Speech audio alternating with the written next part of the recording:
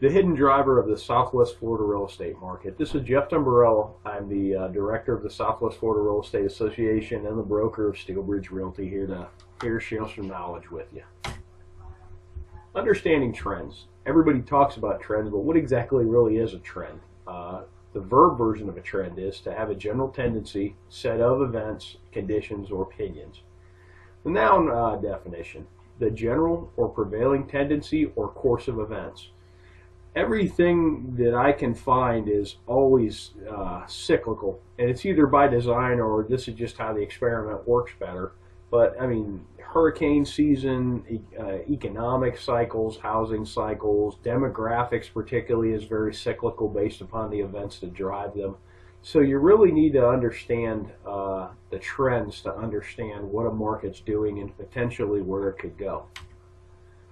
The base driver of the Southwest Florida market is retirees. They really are a base driver and a somewhat hidden driver. If you're not working or living in a retirement-based area, you tend not to notice it. If you live in some areas of particularly, say, South Fort Myers and some of the younger neighborhoods, you really wouldn't know retirees are base drivers because everybody around you is 40 with 3 kids. But a retiree is a person who's retired from a working or professional career. In migrating retirees, spending initiates growth. When they come here, their first 2 years is very, very fruitful for our economy. They generally get some housing. I notice they buy cars, they buy boats, they buy brand new Harleys. Sometimes they buy all of that. Furniture. The first 2 years, there's a great study from the University of Arkansas. It's an older study, but it really showed some neat effects of, especially the first couple of years, of retirees spending and how it affects the economy. New jobs are created because they're a new demand. The neat part about the demand is most of the capital they bring from outside the market. So particularly if they're not working and retired, they literally just bleed money into our economy.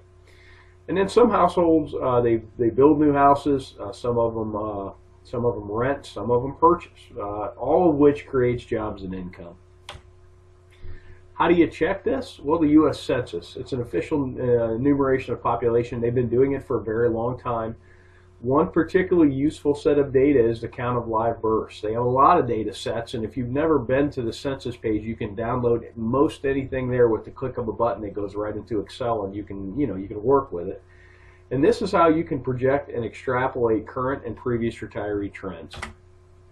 How do we know this to be valid? Through analysis, it's been determined that 62 years of age appears to be the age to trend. I have trended ages 55 all the way to ages 70 against our sales counts.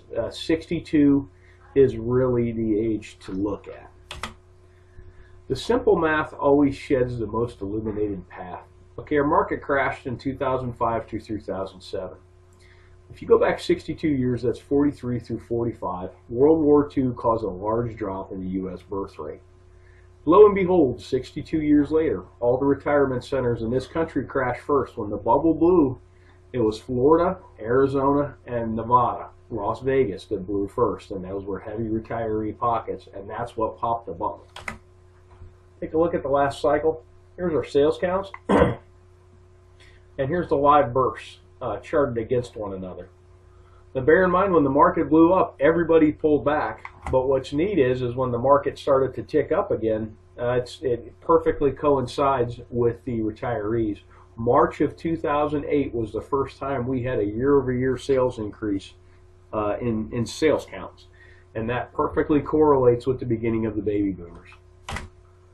Notes on the last cycle. You really have to understand the last cycle initially formed out of growth from retirees and then turned into a full-blown leverage-induced mania from 2004 to 2006.